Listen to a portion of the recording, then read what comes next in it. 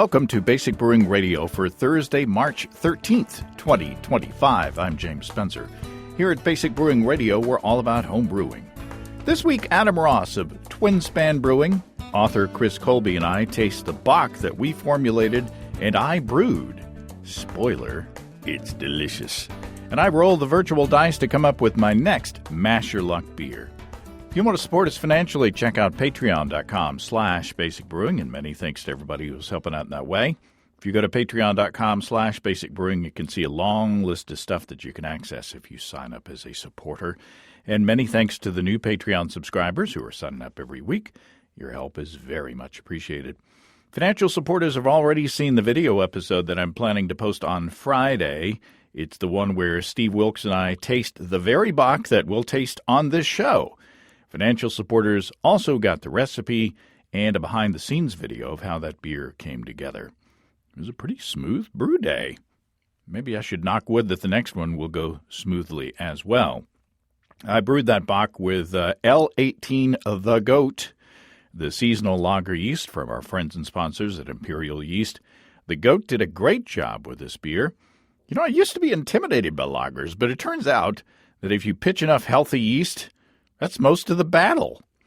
I did make a starter for this Bock because it was a fairly big beer and I was fermenting cold. But, you know, I normally don't for moderate gravity 5-gallon batches with Imperial yeast because of the 200 billion cells in each easy-to-open package. And there's more lagery goodness coming in the near future from Imperial. Bruce at Imperial tells me they're planning to release a trio of featured lager strains in the next coming weeks, each from a different continent. More details to come later. I think I'm going to try fermenting in my basement for the next lager because my kegerator is now occupied. It's boccupied, if you will, and my my basement is still within the acceptable lager temperature range. So I'm really enjoying these lager strains from Imperial. They've made stepping out of my ale comfort zone more comfortable, as it were. Ask your local homebrew store to look for the new lager strains coming soon from Imperial and stock up on them. And check out all the dependable deliciousness at imperialyeast.com. That's imperialyeast.com. Okay, let's taste some Bock and mash our luck. Adam Ross of Twin Span Brewing in Bettendorf, Iowa. Welcome back to Basic Brewing Radio. Happy to be here. Chris Colby, author of The Homebrew Recipe Bible, Methods of Modern Homebrewing, and How to Make Hard Seltzer. Welcome back. Thanks for having me on the show.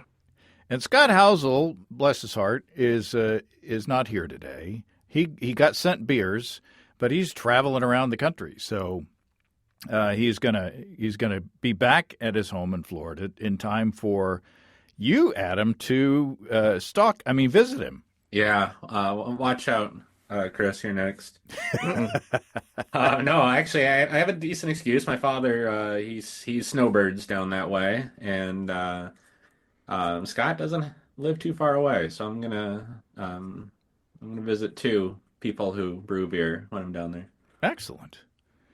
Well, maybe you can maybe he'll share one of his samples of this of my beer, and you guys can make fun of me behind my back.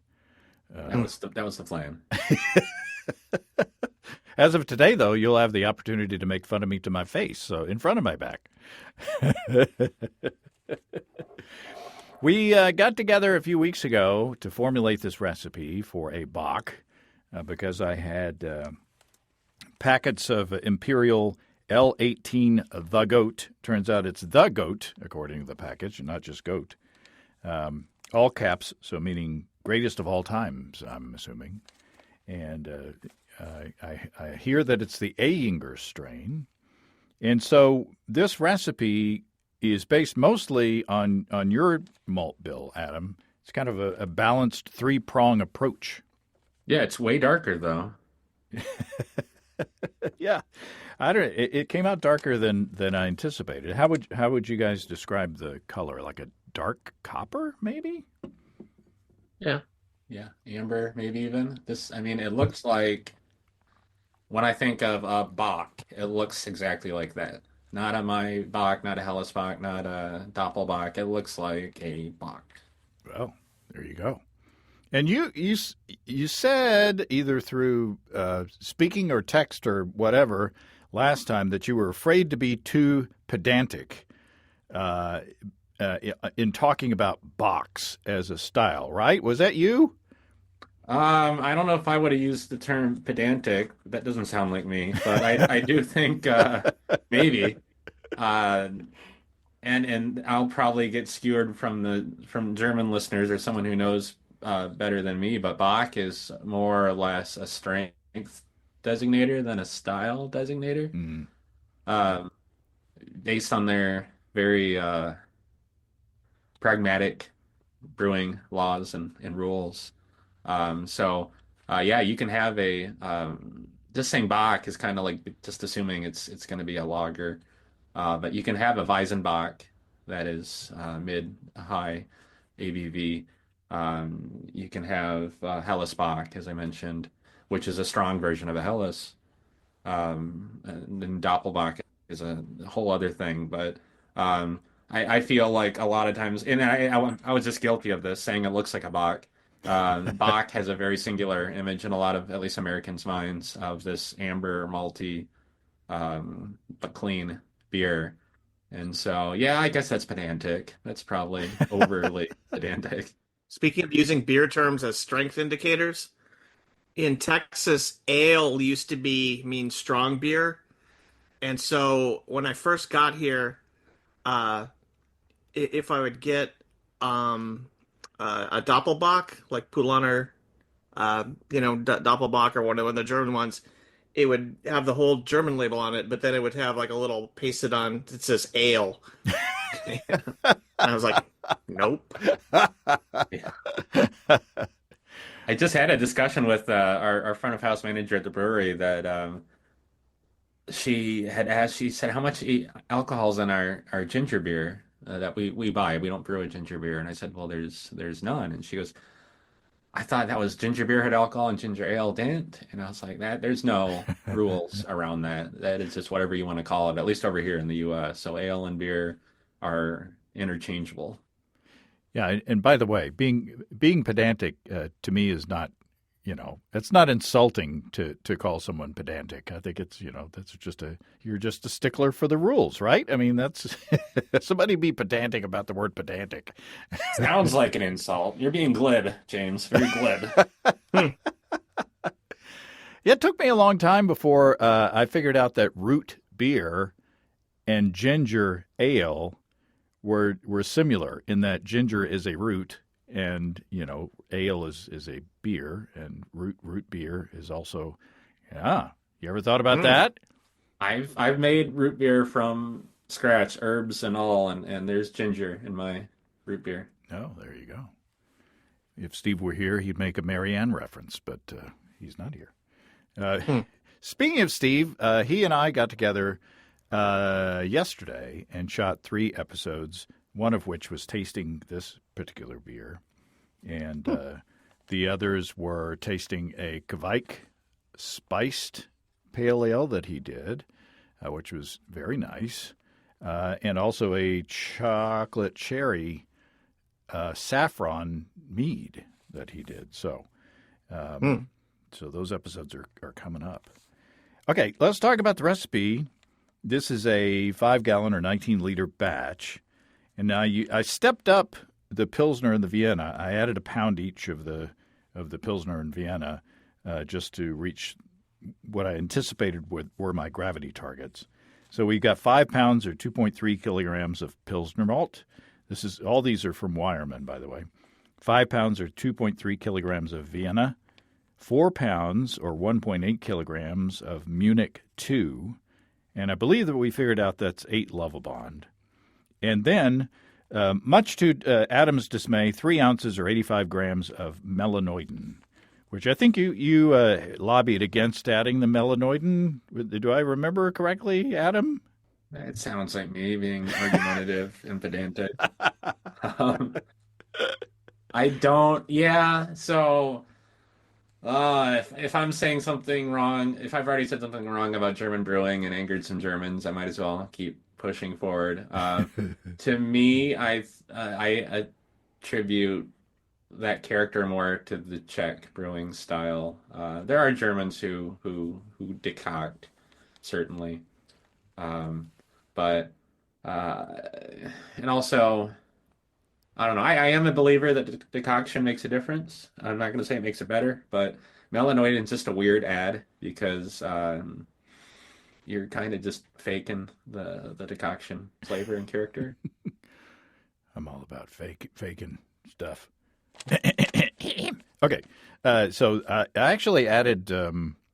I remembered to add my minerals, my chemicals this time. To my filtered tap water, I added 1.5 grams of calcium chloride, 1 gram of Epsom salt, and 1.5 grams of gypsum. I mashed for 90 minutes at 148 degrees Fahrenheit or 64.4 C.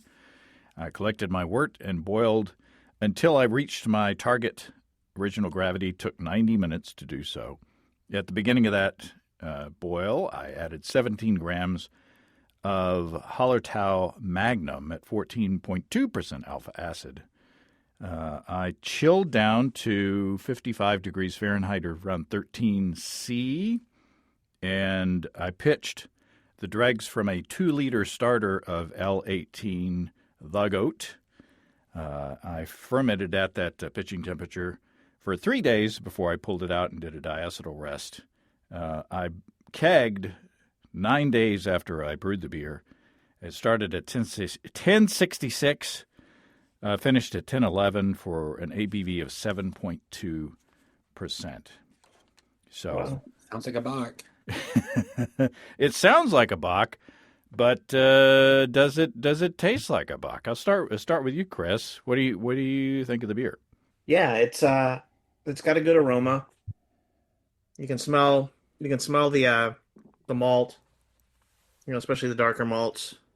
Um, it's got a good clean flavor. The hop bitterness is low, as it should be. Malt is sort of malt forward. Yeah, it's good. It's maybe like if I just need to come up with a criticism, it's maybe a little thinner than I was expecting. But if it finished at 10-11, that's pretty low given a 66 starting. Uh, but yeah, no, it's good. And I'm getting a good foam stand. It's reasonably clear, but I've only had it in the fridge for, I think it got here, what was it, Wednesday? Yeah, and I So it's only had two. kegged it on the 17th of last month, so it hasn't been around very long to clear. And I didn't I don't use gelatin or anything in the keg, though I could. Right. Do you get the melanoidin-y, decoction-y wang? I don't know if I can pull that single variable out. I mean, I very definitely get the dark malt, Munich, dark Munich. So that's probably some of that's from the Illinois. Yeah, I'm not pulling any Wang right now. It's a family show. You said it, James. So Adam, how what do you think? And is it anywhere near your example? You both have your beers in glass right now. Can I see your foam? Oh, mine's Wow, Chris has great foam. That's one thing I'm missing here is I want a little more carbonation, a little more foam. Yeah, mine looks more like yours, James. Well, of course, what you've got are keg fills. So Okay, yeah. And mine traveled through much more cold weather than Chris's example, so maybe I don't know, maybe something happened there. But yeah, if I had to knock it for anything, I just want a little more carbonation, a little more liveliness, and I think that would bring more foam. It's a beautiful color. It's a little hazy, but I expect it for as young as it is, but it's not young on the palate. Like the only reason I'd age lager this any longer is to drop it a little more clear, not to change anything in the flavor. But it does have this rich malt character. Mm-hmm. And it doesn't taste green. No, no. It doesn't need to be lagered anymore for that reason. Yeah, no off flavors, absolutely. And your other question there of is it anything like mine? No. This is I don't know how this got as dark as it got, but the flavors are reminding me of the last time I made the Maibach. I'm guessing we use different Munichs, Hmm. maybe even different Viennas. You boiled for quite a while too. Um, the only time I've ever brewed my Bock was on my Steam brew house, and that always makes color lower than anything I could ever produce at home on my homebrew system. So that could be part of it too. Um, my version wasn't. It didn't look like a Pilsner, but it was definitely like a dark gold, really just starting to cross over into copper. This is almost. I think this is almost like amber brown colored. I And you said it was 7 point something alcohol? 7.2, yeah. So that's in the Doppelbock range. Oh, Anything over seven is, and like most most German Doppelbocks are basically right at seven. You know, so yeah, and that works as a And Doppelbock. it's got that flavor depth that a Doppelbock has too, I think. It's got just really um rich malt, almost like for some reason, and maybe because I was a home brewer for as long as I was, it always makes me think of when I think of those flavors, I think of like a dark malt extract syrup. Like ah. Mhm. I don't think bread. I think of just like the essence of rich malt, German malt character, and you've got that here for sure. No, I started with with a 1 gallon more than I usually do for a 5 gallon batch. 1 gallon more of water, because I had so much grain. I wanted to make sure that I got as much extraction as I could get. So that's why I think I boiled for I mean 90 minutes is not 120 minutes, but it's 50% longer than I would usually boil. But I was just watching the refractometer.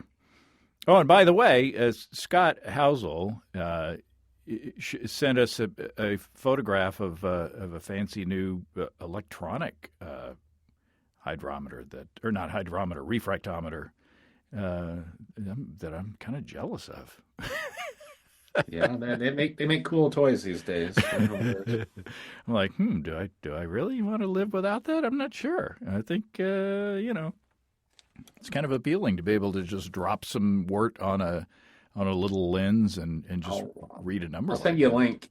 I'll send you a link, James. I've blown up one in my brew house, and I'm on my second one. So it turns out they're not entirely, even though they encourage you to drop liquid on them, they're not totally waterproof. They're not totally meant to be submerged in water What? or beer. Maybe I'll just keep my old-fashioned one. Uh, um, so it sounds like we like it. So I mean, I like it. Yeah. I like the malt character. I do get that little bit of Bock, Wang that I was looking for. Some kind of just that little kind of caramely note. It's got to be a better word. Taint is not a better word. uh, It's what the French call a certain je ne sais quoi. What is it? That's what the French call certain I don't know what. yeah, it's Je ne sais quoi. Je ne sais quoi. Yeah, but it's got a certain essence of Bock that I was looking for. And you did a great job. I'm glad Chris brought up the 7.2% alcohol because I'm sitting here drinking it, totally forgot that it was that high. Like this drink's really easy. And you sent me two bottles in a shoebox, which was odd to have a shoebox show up on my front doorstep. The other bottle's sitting out at room temperature. I'm gonna, even though you said it's keg filled, um, maybe I'll throw it in the fridge and have it later. But I was just curious to see if it develops any further. But with a keg fill, it probably won't. I sent there were New Balance shoes just because that's what I had. If I had my choice of the proper shoe to send, you know what I would send? Reeboks. I thought you were sending me a message that I'm getting old and that you start sending me No. dad shoes. No, no. Those are my shoes. Incidentally, I Googled to fact check myself, and it turns out that German Doppelbocks they're not all clustered right over 7%. They vary a little bit between 7 and 8 mostly. And then of course there's the Sammy Claus, which is the extremely high alcohol version. What, So- 12%, right? Sammy Something like Claus? that, yeah. So is that a cluster Bock, or is that Cluster Buck. I don't know. I've had 3/4 of this beer. Well, there we go. So I think we achieved our goal, and thank you very much for the help. And now that I've shot the video episode and I've talked to you guys about this beer and sent you the beers, it means I can drink the rest of the keg with abandon, so I can make room for another beer. It is Lent, right? And it's a Lenten beer. Is it? I can. I think so. Does that count? Can I indulge? I don't know. I don't know the I think rules. it's I feel like there's at least one German brewer who has a Lenten Bock. I think it's the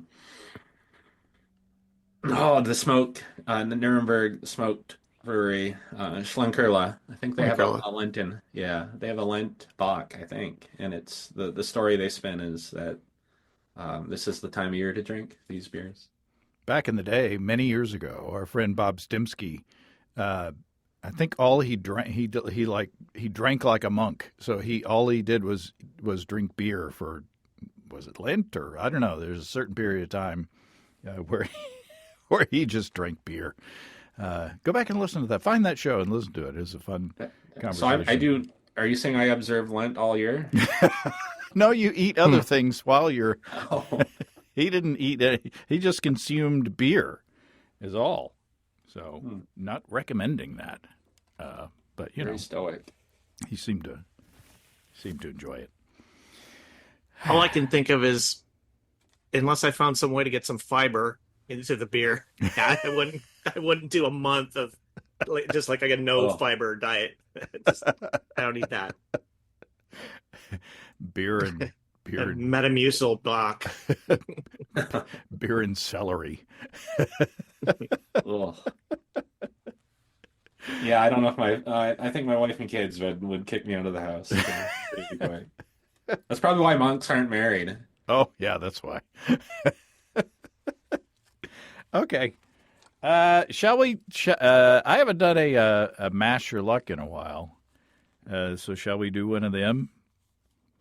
What's Yeah, I still have a Dark World beer of yours sitting and aging, and I don't know when I'm going to crack that open. But that's like a 13% beer, right? That was like what, 13.3% or something. open it right now and have fun on this podcast. 13.3. There we go. Okay, so in the Mash Your Luck Challenge, what Adam and I came up with, well, you came up with it mostly, I just came up with a name. But we have the categories of ABV, bitterness, color, type, and origin. And each of those categories has a certain number of choices, and we roll them randomly to see what characteristics that I'm going to try to mix together into a cohesive beer.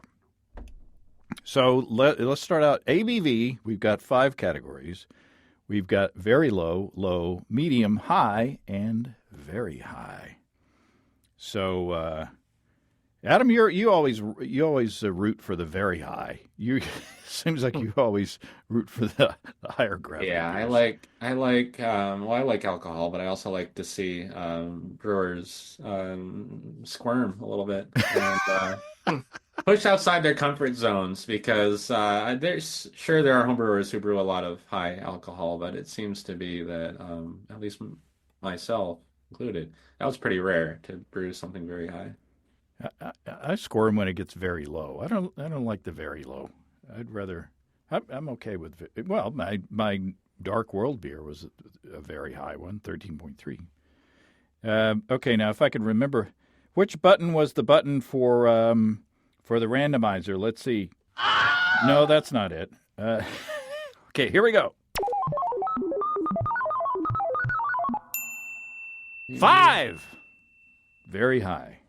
Nice. Okay, very high. ABV.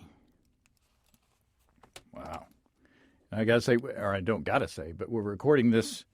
Right now it's 5 o'clock Central Time, PM. So we can drink beer and be okay. All right, bitterness from 1 to 5. We have low, low to mid, balanced, high, and very high. Here we go. 4. 4. High bitterness. Something hoppy. Is that a Yoda impression? Something happy it is. Happy it is. Can't think of Yoda without Fozzie Bear. Waka waka. Okay. Okay, color. We have pale, gold, amber, brown, black, and red. So we got 6 numbers. I have to change my little wheel here. And here we go.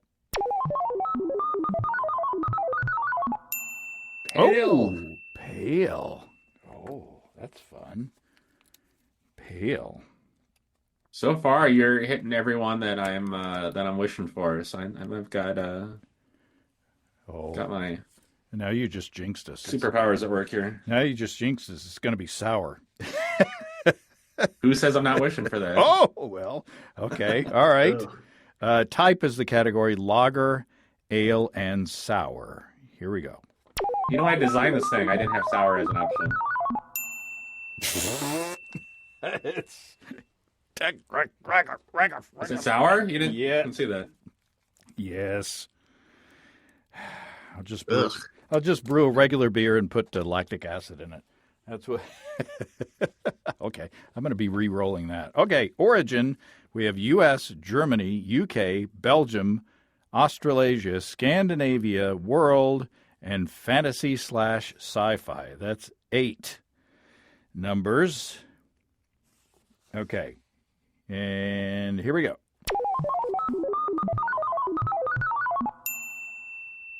3. Oh, the UK. Interesting. What's fantasy sci-fi? Like a pan-galactic gargle blaster? That's right. This is a family show, Chris. It's Romulan ale. Romulan ale, yeah. Yeah, where's the weird Star Trek reference? Tranya. Yeah. I hope you relish it as much as I. Okay, now the last time that we did this, I think we re-rolled sour, but we said that it couldn't be sour again. Are we still sticking with that? I mean, we made the rules, right? Let's re-roll. So either lager or ale. So I'm ditching sour. Okay, so here we go. Here's either lager or ale. Oh, lager. Huh. Well, they do have lagers in the UK, but they're generally like yellow fizzy stuff, right? This is another chance at malt liquor for you. Oh God. Yeah. Or sort of the Santa Claus used to have a pale version, didn't they? Mm-hmm. So very high ABV, high bitterness, pale, UK, and lager. Well, shoot. I kind of wish it was ale. But you know, I could do I mean, it doesn't have to. This whole thing was that we were trying to generate sort of new styles, right? I mean, so this isn't like if I'm trying to like shoehorn all of these into an existing category, well, that kind of defeats the purpose of the whole game, right? Mm-hmm. Yeah, no. What caused me to think this up was you had suggested I invent some new styles, like mashing up 2 styles, and I spent an embarrassing amount of time trying that. And every time I mashed 2 styles together, I was like, "Oh, that's this already existing style." And so then I had my little deck of I don't see them next to me. My little deck of Cicerone study cards, and they have these categories on them that we've kind of adopted. And yeah, so I don't know what I think this is a new style. I don't think there's any very high alcohol, high bitterness pale lagers in the UK. No. I'm aware of. At least it's not its own style. And what I could What is it? do, Carlsberg that has the special brew. It's like 9%. It's like the bum beer there. which Isn't very high above 9% even? yeah, I I think. thought it was 9%. I could be wrong. But Well, like Motorhead used to drink it, so that's and we would where I get that knowledge from. we would classify that as a malt liquor. I think if that were Yeah. brewed in this country, that would qualify as a malt liquor. I think. Um, Oh, easily. Yeah. I think that we have an opportunity to show off some British hops with this. Like a lot of maybe like a lot of dry hopping, or like a lot of hops in a hop stand post boil. Sure. I'll have to go and look back at at our hop samplers, because I'm pretty sure that there are some British hops that we really liked, in that hop stand kind of technique. Yeah, I think that's another chance to show off. There's some very lovely British malts. You had the one beer I made with Chevalier, and I've since brewed another Chevalier beer. That could be really fun and keep things pretty light.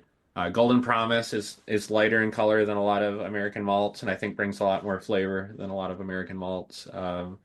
Is it light enough to be pale? Yeah, yeah, and you might have to add sugar to balance it out. I do know that I think it's either Crisp or Simpsons makes a very pale version of Maris Otter. It's like 1 to 2 SRM, And but it still Maris has is a lot of that flavor. Maris Otter is essentially a breed of two-row, right? It doesn't necessarily mean it has to be of a certain color. Yeah, right. Yeah, it's a right. breed of barley or a variety of barley. Yeah, Of the two-row barley, yeah. yeah. So there's a ton of options.